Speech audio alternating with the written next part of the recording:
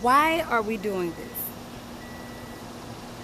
It's important to ask ourselves this question. Do you ever stop and ask yourself why you want to act or create or live your life as an artist?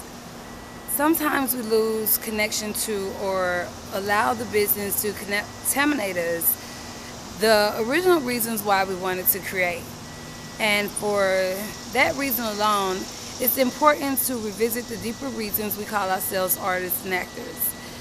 If it's for the applause that will fade away, if it's for the adulation that will be replaced by someone younger, hotter, smarter, being the new flavor of the month, if it's for approval, acceptance, worthiness, or love, you won't ever find it anywhere outside of yourself.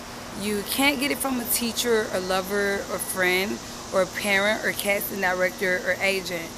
You have to start doing it for you. Find the reason why you wanted to do it in the beginning, to create, to express, to have fun, to be human, to actually discover yourself. Those are the real reasons we're doing it, and we're not even aware of it. We're not even aware of the deeper forces at play within ourselves that